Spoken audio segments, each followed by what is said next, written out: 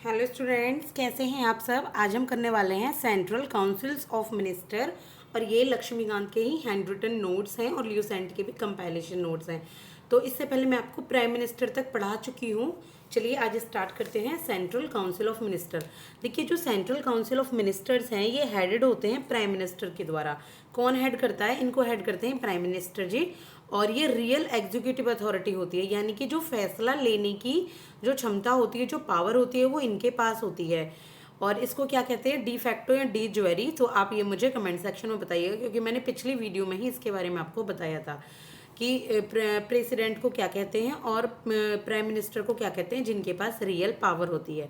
इसके बाद जो पार्लियामेंट्री सिस्टम होता है वो कॉन्स्टिट्यूशन में नहीं डिफाइंड है। किसमें? कॉन्स्टिट्यूशन में नहीं डिफाइंड है पार्लियामेंट्री सिस्टम कि एक पार्लियामेंट होगी, कैबिनेट होगी, सेंट्रल काउंसिल्स ऑफ मिनिस्टर होंगे या प्राइम मिनिस्टर होंगे। तो ऐसा नहीं होता कॉन्स्टिट्यूशन में। लेकिन आर्टिकल नंबर 2 क्या कहता है? कौन सा? आर्टिकल नंबर 2 कहता है 74 और 75 के बारे में।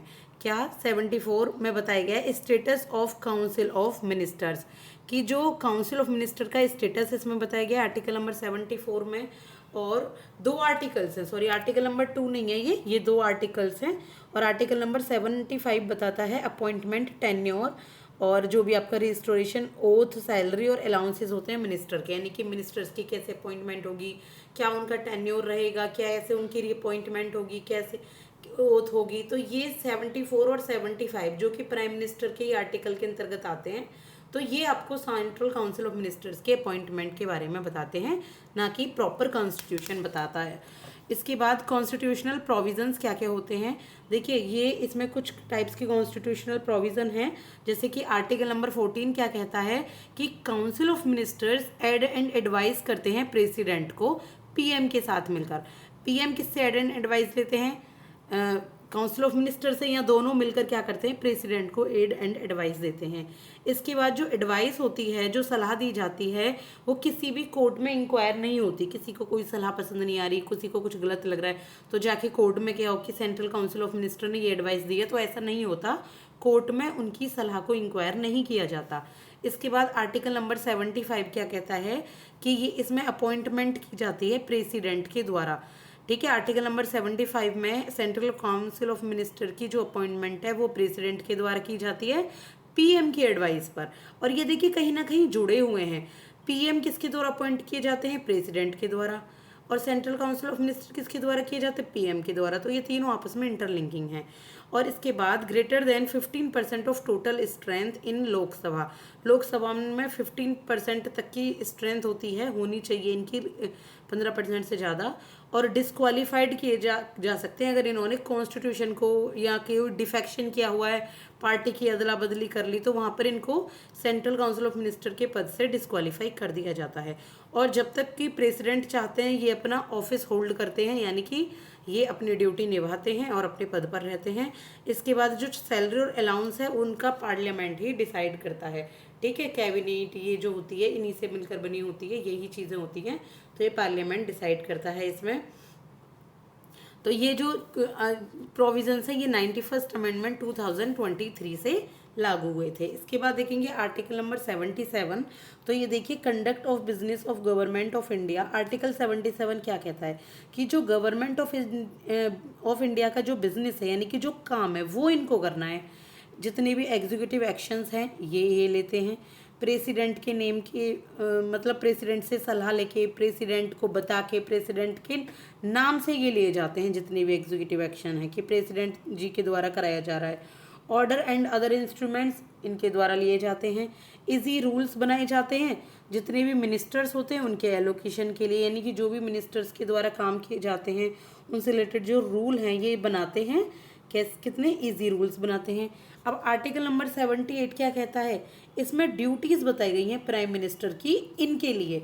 आर्टिकल 78 में प्राइम मिनिस्टर की ड्यूटी बताई गई है सेंट्रल काउंसिल ऑफ मिनिस्टर्स के लिए कि ये कम्युनिकेट करेंगे मिनिस्टर्स के साथ सभी डिसीजंस में।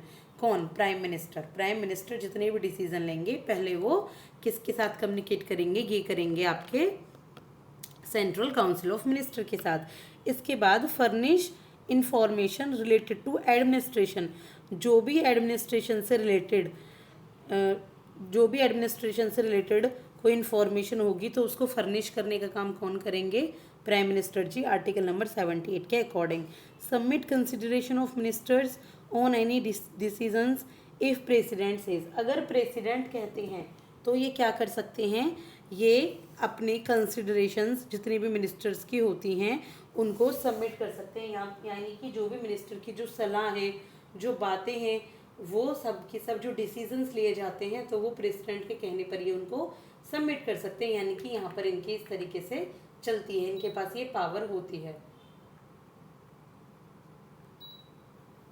इसके बाद ministers have right to speak in joint sitting also, तो ये आर्टिकल नंबर 88 यहाँ दे रखा है कि मिनिस्टर के पास ये भी राइट होते हैं कि जॉइंट सिटिंग में बोल सकें, जो भी पार्लियामेंट की जॉइंट सिटिंग होती हैं, और right of minorities as respect of house, और इनको माइनॉरिटीज़ के राइट्स की रक्षा करनी होती है यहाँ पे, और हाउस का रिस्पेक्ट भी करना होता है। ये सेंट्रल काउंसिल ऑफ मिनिस्टर्स के क्या है, पावर और फंक्शंस। इसके बाद हम देखेंगे अपॉइंटमेंट कैसे होती है काउंसिल्स ऑफ मिनिस्टर्स की, तो इनको प्रेसिडेंट जी अपॉइंटमेंट करते हैं प्राइम मिनिस्टर की एडवाइस के से।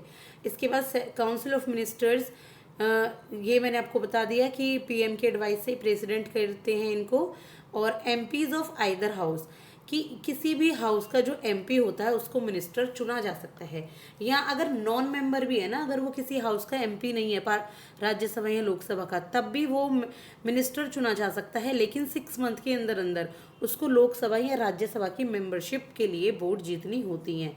इसके बाद वो मेंबर होता है किसी एक हाउस का, ठीक है, वो उस जिस मेंबर का वो हाउस होता है वो उसमें बोल सकता है, वो दूसरे हाउस में भी बोल सकता है, और लेकिन वो सिर्फ वोट अपने ही हाउस में देगा। जो अगर वोट ली जाती है ना, चाहे वोट ऑफ कॉन्फिडेंस हो, और जो भी पार्लियामेंट के अंदर वोट दी जाती है, तो वोट वो सिर्फ जिस हाउस का है, जैसे लोकसभा का है तो लोकसभा में ही वोट दे सकता है, राज्यसभा में नहीं दे सकता।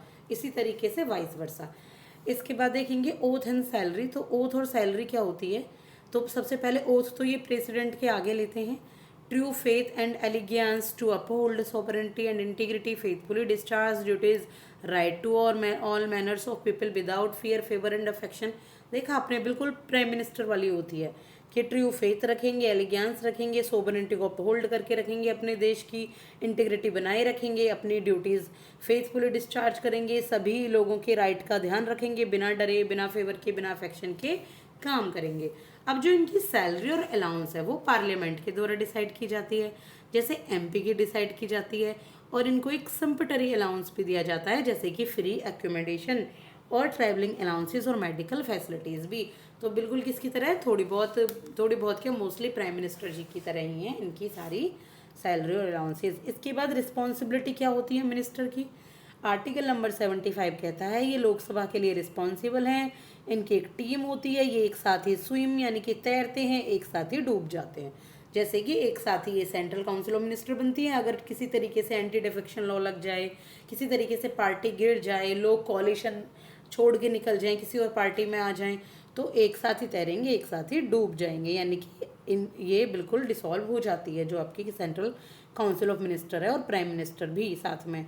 और अगर इनके पास कोई कॉन्फिडेंस मोशन नहीं होता है तो जितने भी मिनिस्टर्स हैं उनको रिज़ाइन भी करना पड़ता है, यानी कि अगर इन्होंने कॉन्फिडेंस मोशन होता है ना, जो जीतना पड़ता है, जैसे प्राइम मिनिस्टर को 1 मंथ के अंदर अंदर कॉन्फिडेंस मोशन जीतना होता है जब वो चुने जाते हैं, तो क्या करना होता है, इनको रिज़ाइन भी देना पड़ता है। और can advise president to dissolve Lok Sabha, और लोकसभा को डिसॉल्व कराना है तो ये एडवाइस भी दे सकते हैं सीधे सीधे प्रेसिडेंट को जाकर कि लोकसभा को डिसॉल्व कर दो, सही नहीं चल रहा कुछ, ठीक है। Must agree to cabinet decisions if not resign, और अगर ये रिजाइन नहीं करते हैं तो इनको कैबिनेट का डिसीजन मानना होगा, उससे सहमत होना होगा। और जैसे कि डॉक्टर BR अम्बेडकर ने रिजाइन कर दिया क्योंकि वो हिंदू बिल इन 1953 को नहीं पास कराना चाहते थे, तो उन्होंने रिजाइन ही कर दिया। या तो ये एग्री होना होता है इनको टाइप कैबिनेट के साथ, अगर एग्री नहीं होती तो रिजाइन कर दो। इसके बाद इंडिविजुअल रिस्पॉन्सिबिलिटी क्या है, कैन रिजाइन और B dismissed on advice of PM by president, कि कैसे हटाया जा सकता है, इनकी इंडिविजुअल रिस्पॉन्सिबिलिटी क्या है कि रिजाइन कर सकते हैं या डिसमिस कर दिए जाते हैं PM के एडवाइस के द्वारा, PM के एडवाइस से प्रेसिडेंट के द्वारा। कोई इनकी लीगल रिस्पॉन्सिबिलिटी नहीं होती खास, ठीक है। और साथ में कंपोजिशन कैसे है आप देखिए, सेंट्रल काउंसिल ऑफ मिनिस्टर्स का 3 टाइप की कैटेगरी हैं जिससे कंपोजिशन होता है। First is cabinet minister, second is ministers of state and third is deputy minister. तो ये 3 टाइप के मिनिस्टर्स होते हैं। चलिए मैं आपको एक काम करती हूँ, ये वाली अभी मैं वीडियो आपको सेकंड पार्ट में अपलोड करती हूँ क्योंकि काफ़ी लंबी हो जाएगी। तो like and subscribe. Thank you so much.